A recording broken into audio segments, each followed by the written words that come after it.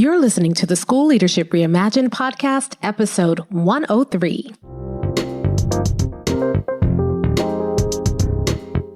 How do builders like us make a dramatic difference in the lives of our students in spite of all the obstacles we face? How do you keep your vision for your school from being held hostage by resistant teachers, uncooperative parents, ridiculous district policies, or a lack of time, money, or resources? If you're facing those challenges right now, here's where you'll find the answers, strategies, and actionable tips you need to overcome any obstacle you face. You don't have to wait to make a difference in the lives of the people you serve. You can turn your school into a success story right now with the people and resources you already have. Let's get started.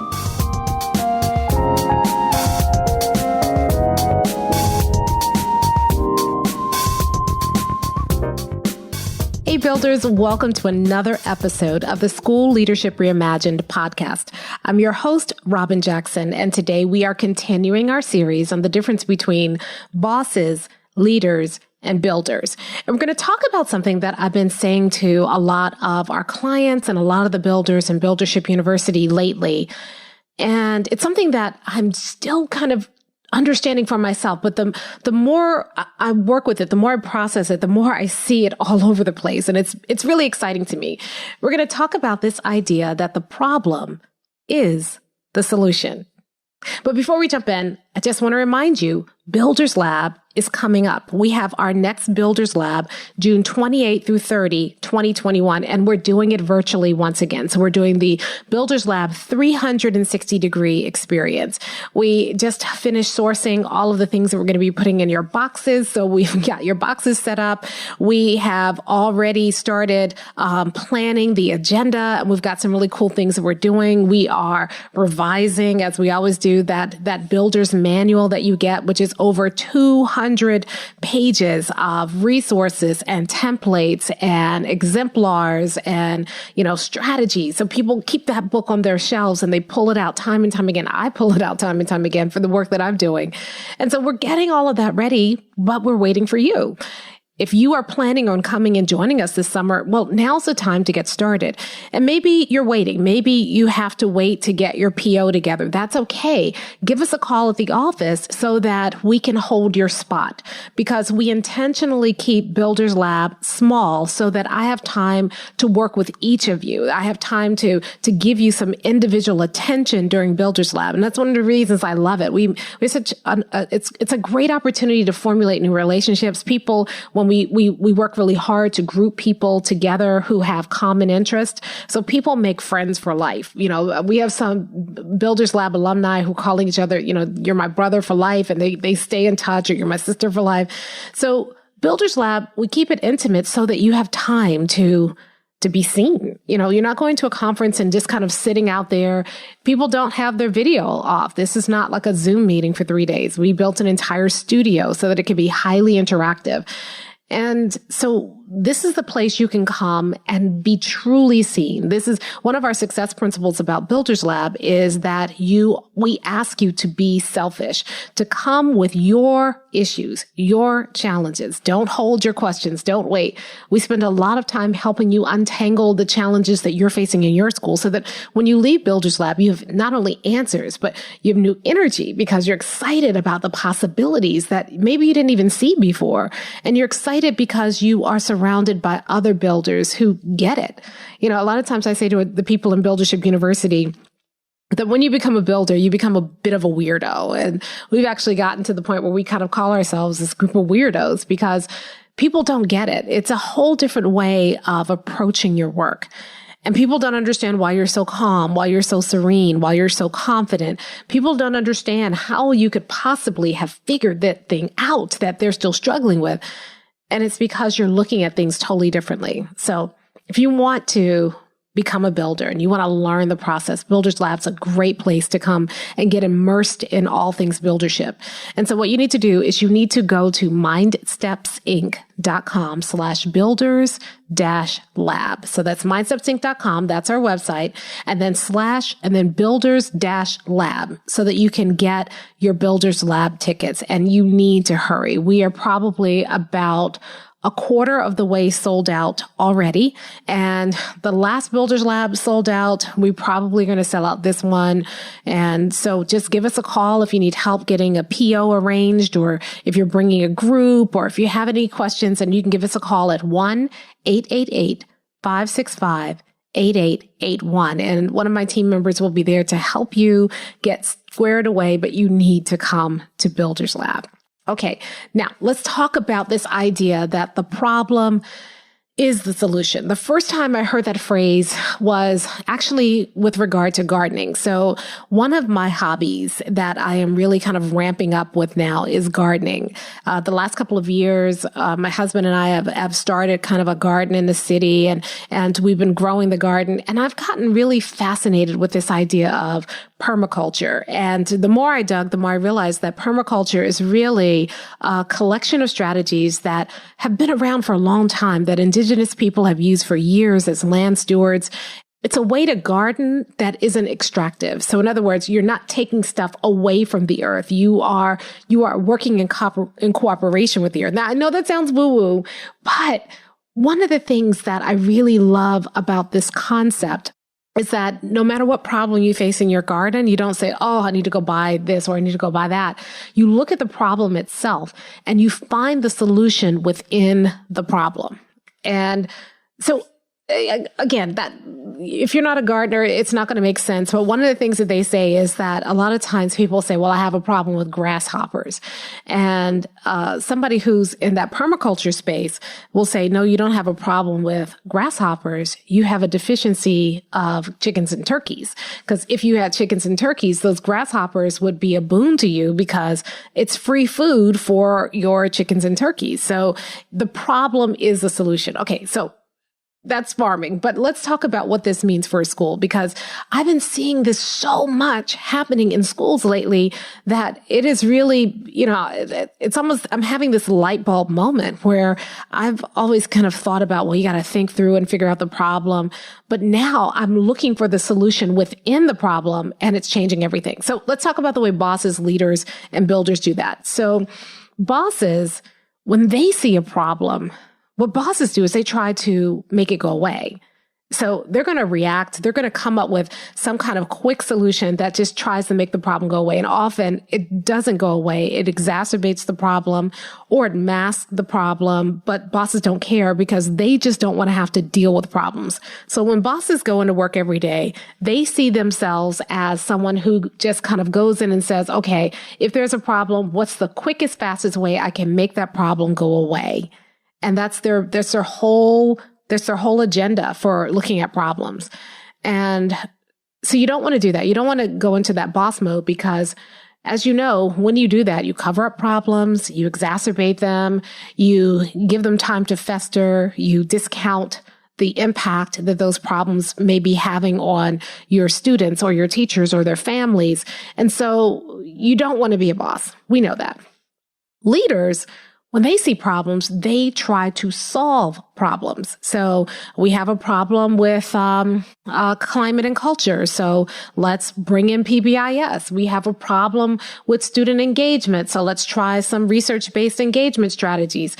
Oh, John Hattie says that this strategy really works and it's important. So let's use this strategy. And so what leaders are always doing is they're out there looking for solutions outside of their school. And the danger with that is a lot of times you fall in love with a solution without thinking about whether or not that solution actually is going to solve the problem. So we go to conferences and some school gets up and does a presentation about how they found this solution to solve this problem at their school and how it really worked. And you're there taking notes and you follow up with calls and you do all this stuff and you try to bring that program into your school, only you didn't consider that that school had some circumstances that were unique to them that don't apply to you.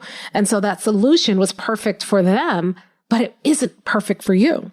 Maybe you read a book and you say, oh, that's really cool. Listen, I write books for, that's what I do. I've written a lot of books. I want people to read those books and I want them to be inspired by those books. But I'll be honest with you. I cringe a little bit when people see one part of the book, one thing that they want to do, and they grab that and they're like, yeah, I love that. Or, the same thing with Builders Lab. People come to Builders Lab and, somebody sees microslicing. They're like, oh, microslicing. That's it. I'm going to do microslicing.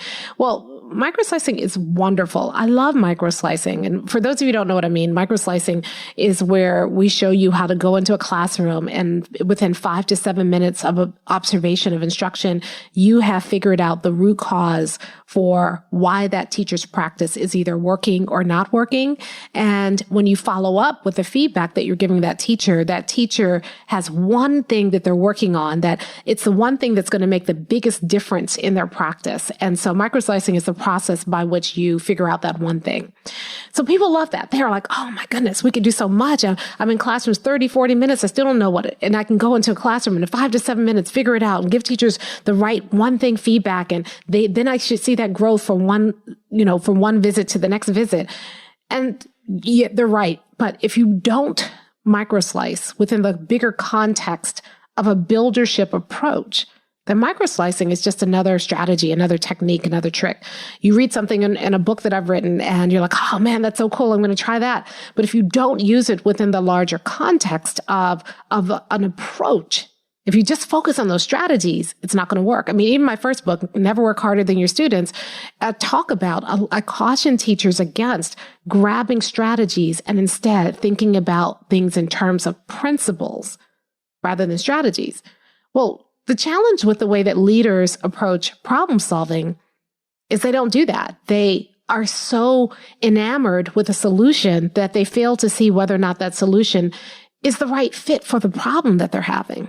So I see people all the time, they go buy a program. I mean, maybe you've done this. Maybe you said, okay, we're going to do this new program, or we're going to do this new initiative, or we're going to grab this new curriculum, or we're going to, focus on morning meetings, or we're going to have the first 5 minutes of class be a warm up, and, we're going to do acceleration. We're going to grab this new remediation program. And we get so enamored with the solution that we fail to consider whether or not that's the right solution for us. I heard someone say the other day, and it struck me. They said, we need to stop falling in love with solutions and start falling in love with our problems. Because a lot of times people will grab a solution and try to force it into a situation that solution was never designed to handle. But we're so in love with the solution. We're so hopeful that solution will work, that somehow that solution will solve things for us. We fall in love with the solution and instead we miss the point. But if you fell in love with your problems, if you looked at the problem and really spent time understanding that problem at its core, often the solution becomes pretty obvious. And so that's the big difference between the way that leaders deal with problems and the way builders deal with problems. Because leaders, we're so into the solution, we're so busy chasing solutions, and we're so enamored with our solutions that we often miss the point of the solution because we never spent that same energy, that same amount of time really understanding our problem. And if this is you, if you've done that in the past, I don't blame you, because that's kind of how school administration is often set up. Every year you're told to go dig through your data, find your problem, and then come up with a solution. And we're rarely taught how to fall in love with our problems, how to really understand our problems at their root. Sure, we do root cause analyses, but most of those exercises, quite frankly, are pretty useless. And, I used to be a big proponent of some of these things, but what I found is that when I sat down with clients and I started working through some of these so-called root cause analyses, you can make them say whatever you wanted them to say. They didn't help us discover anything new. You could literally go through the process and come out with no better understanding of your problem than before. You could just comply with the process, write a couple of things down, and then move on with your life. If you don't really understand your problems, if you're not taking time to get to the true root cause, you don't come up with an answer. And so you don't want to do things like a boss and avoid problems or try to make them go away.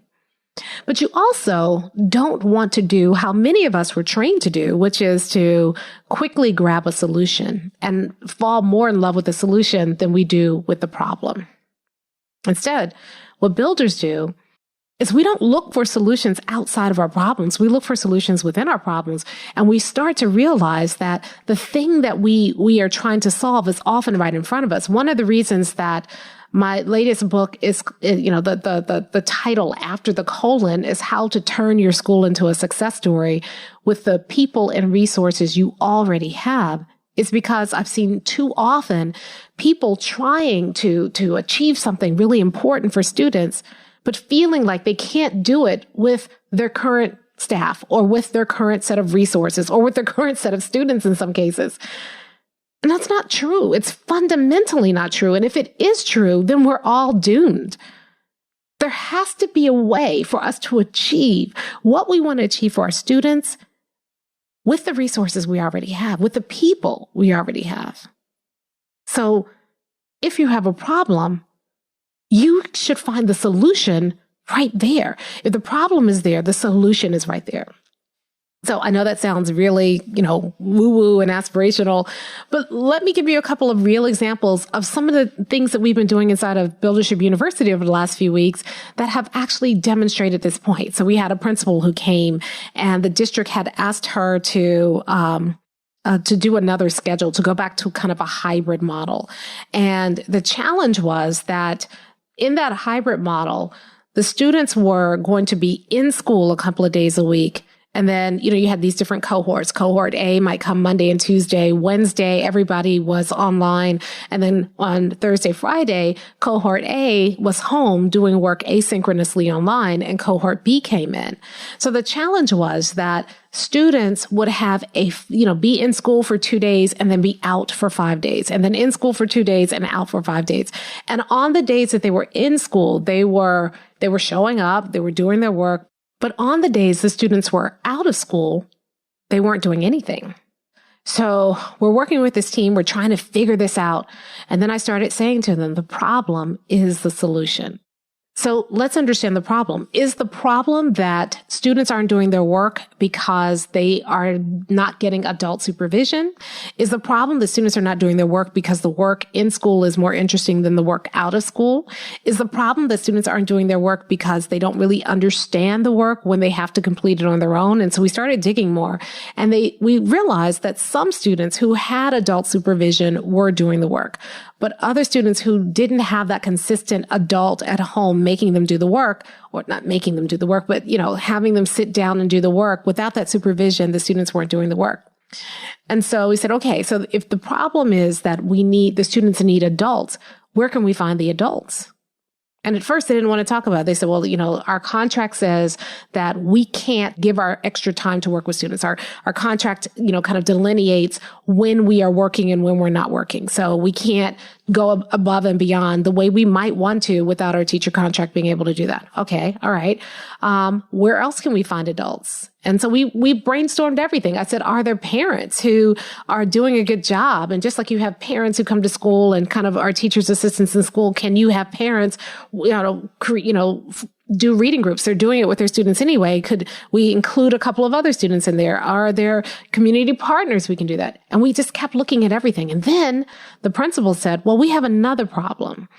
We have a lot of teaching assistants, and we don't have enough work for them to do because we have smaller groups of students already in school, so we don't necessarily need them to run small groups in the same way. So we're giving them all these other tasks to do. But what if we had our teaching assistants working with students at home while our teachers were working with students in the building? Bingo. The problem is the solution. Once we understood that the problem was we need adult supervision, then the solution was, okay, let's find adult supervision. And we had another problem in the building, which is we had adults with nothing to do. And now we are connecting those adults with those students, and they're running groups, not with all students, but with the students that are consistently not turning in their work. They are now charged with helping those students work through those packets at home so they can continue to practice and continue to thrive in the building. The problem is the solution. Now, here's a challenge that I see. A lot of times when I say that, people are so, committed to a solution looking a particular way, or they're so invested in bemoaning the problem that they don't want to find the solution within the problem. And that's where my biggest challenge is.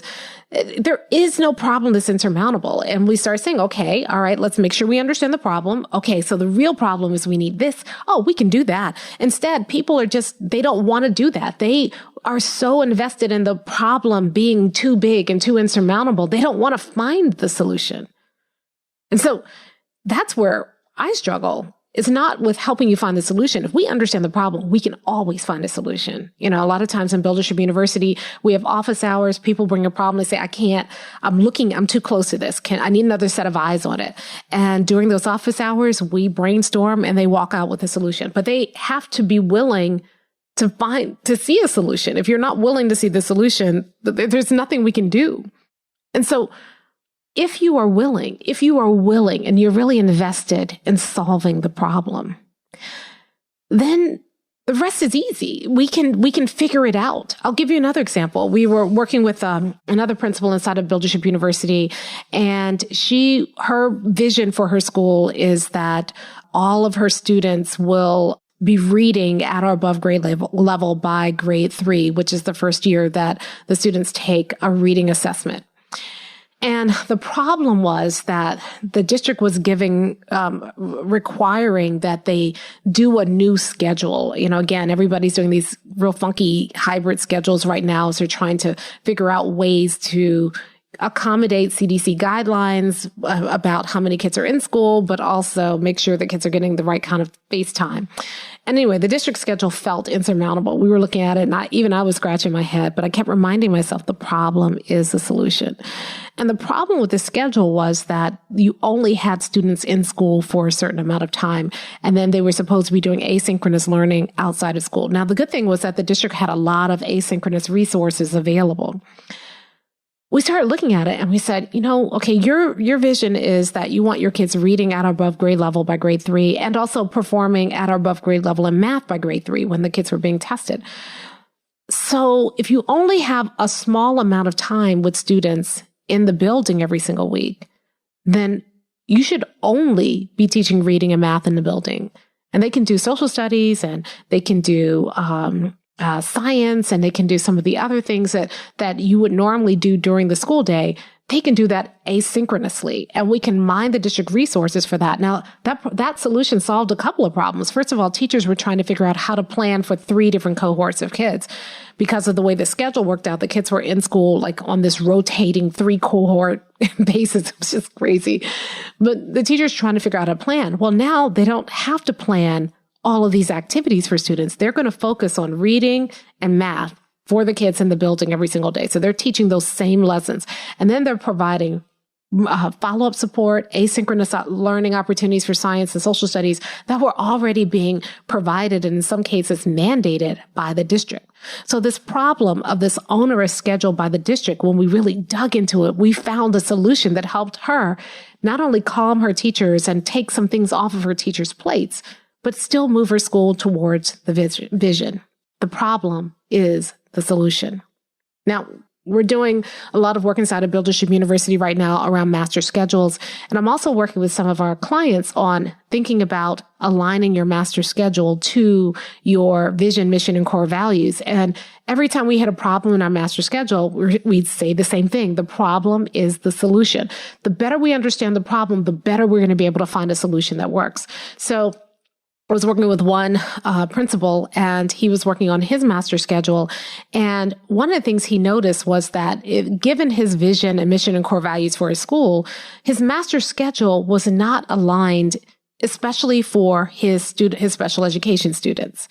And the problem was that a lot of his special educators were so overwhelmed because they were really invested in kind of a pull-out model with students. And that combined with a push-in model, he just didn't have enough bodies to do that work.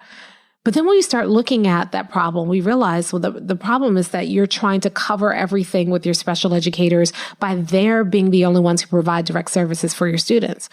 But you have other adults in the building who are also pursuing that vision. And so let's start thinking about your special educators as resources for teachers rather than as the only teacher for students. And if you do that, not only do you get a more focused support for your special education students, your teachers can also leverage those resources to work with students who may be struggling, who are not identified as in special education, but they still need those supports. And so he's completely revamping his master schedule to allow his special educators to do the thing that they really want to do the most, which is to create these resources for students and then share them with teachers. He's aligning his planning time so that the special educators and the teachers are working together. We have another principal who said, oh, I love that idea. But the challenge for us is that our teachers are not required to submit lesson plans. So how can the special educators invest in acceleration and when they don't have the lesson plans ahead of time? So we're revamping his schedule to make sure that the special educators are planning with the grade level educators so that the grade level educators don't have to submit lesson plans because the special educators are in the room as they're thinking about what they're going to be doing. They're having those conversations. So the problem is the solution. Whether your problem is your master schedule, whether your problem is a personality, I'll give you another example. We had a teacher who was underperforming. This was back when I was an assistant principal in charge of the master schedule. She was a mediocre at best English teacher and really underperforming as an English teacher. And she just it wasn't that she didn't have the skill. I could tell she didn't have the will to do much better than she was doing. And so I remember walking to her classroom one day and the students were supposed to be studying Shakespeare, but what she was doing was she had all the students, each student had a square of fabric, and they were decorating that square of fabric with their favorite Shakespearean quote. And then she took those squares home and sewed them together and made a Shakespeare quilt. And that was the culmination of their Shakespeare unit. Now, that is not what the curriculum was designed. And my argument was not with the quilt. My argument was, why are we spending 2 weeks sewing when we should be spending that time reading and understanding that language? And so that problem of her, disconnect, that problem of her doing projects that weren't really rigorous enough for where we want to see our students became the solution. Because when I sat down to the master schedule, our family and consumer sciences teacher was leaving. And so I had a vacancy for family and consumer sciences. And I was looking for teachers and interviewing teachers, but no one felt right. And then I remembered that quilt. Now, the problem was her kids were sewing instead of doing Shakespeare. But the solution was, let's put her in a place. If she likes to have kids sewing, let's put her in a place where she can sew all the time. So I approached her and I said, how would you like to be our family and consumer sciences teacher next year? And initially, she was reticent because it felt like a demotion. But when I started talking to her about our school vision and how family and consumer sciences fit into our overall middle school vision, she got excited. She went home and thought about it. And she says, I'll try it. I said, let's try it for a year. If you don't like it, we'll move you back to English next year. And she said, okay. She became the best family and consumer sciences teacher I have ever seen. I mean, her program was so tight, where she was so kind of disconnected as an English teacher. She was so inspired as a family and consumer sciences teacher. The problem became the solution. I'll give you another example. I was working with a principal and he was talking to me about how disconnected and overwhelmed his staff was. And we started trying to figure out, why were they disconnected? Why were they overwhelmed? And a lot of it was that they felt like they were just doing work, but it was never resulting in anything. They weren't getting any results. And so we started looking at, okay, instead of just taking stuff off their plates, we started realizing, let's look at the things that we're asking them to do that are not delivering results. Those are the things that we need to take off their plates. So rather than just rushing and giving them extra time, or rushing and saying, okay, we're going to delay our vision for a year because you're too overwhelmed. So we're not going to ask you to work towards our vision. We're going to take that off your plates. We started finding all kinds of things that they were doing that didn't matter, that were artifacts of old initiatives. We do that all the time, right? We start an initiative, we abandon the initiative, but we don't go clean up and get all the crumbs of that initiative out the way. And so people were still doing stuff that we weren't even realizing they were doing, but they were doing because at one point it had been required or it was a part of another initiative. So their overwhelm became the problem. But when we understood the source of their overwhelm, we found the solution And by cleaning up all the stuff that they were doing that no longer was connected to our vision, mission, and core values, that was indeed an artifact of an old initiative, the overwhelm went away. The staff was more satisfied. They were more focused. They were appreciative, not because we gave them extra time or not because we took work off their plate, but because we took the right work off their plate. Over and over and over again, I see that if you really take time to understand your problem, the solution is right there in your problem. But most of us don't take time to do that. So this week, that's what I want to challenge you to do. I want you to take all the problems, the things that are headaches, the people, if it's a teacher who's underperforming and you're sick of it, if it's a parent who is just out of control and you don't know what to do about that parent, if it's a district initiative that you feel is onerous and you're trying to figure out how do I do this with my teachers, if it's a roadblock that you've been hitting time and time again, instead of looking for a solution, take time and fall in love with the problem a little bit. Take time to understand the problem at its fundamental core. And I bet if you do that, you'll find a solution. You'll find a possibility. And if you don't think you can do that on your own, if you're too close to your problems where you're not sure you can really see it objectively, then I would encourage you to find another builder. To trade problems, to sit down and have somebody else take a look at that with a fresh set of eyes. If you're in Buildership University, we have office hours. You can do that there. If you are coming to Builders Lab, then you should bring that to Builders Lab because we can figure it out there. But if you are not, just find us somebody else who can bring an objective set of eyes to your problem. And don't ask that person for a solution. Just ask that person to help you really understand the problem, because the more you understand the problem, the more obvious the solution will be. And the more that solution will actually solve the problem because you took the time to understand the problem in the first place. So don't be a boss and avoid problems. Don't be a leader and fall more in love with the solution than you do with the problem. You're just grabbing for solutions. Instead, take time to understand your problems, because inside of your problem is always the solution if you examine your problems like a builder. That's it for this time. I'll talk to you next time. Hey, if you're ready to get started being a builder right away, then I want to invite you to join us at Buildership University. It's our exclusive online community for builders just like you, where you'll be able to get the exact training that you need to turn your school into a success story right now with the people and resources you already have. Inside, you'll find our best online courses, live trainings with me, tons of resources, templates, and exemplars, and monthly live office hours with me, where you can ask me anything and get my help on whatever challenge you're facing right now. If you're tired of hitting obstacle after obstacle and you're sick of tiny little incremental gains each year, if you're ready to make a dramatic difference in your school right now, then you need to join Buildership University. Just go to buildershipuniversity.com and get started writing your school success story today.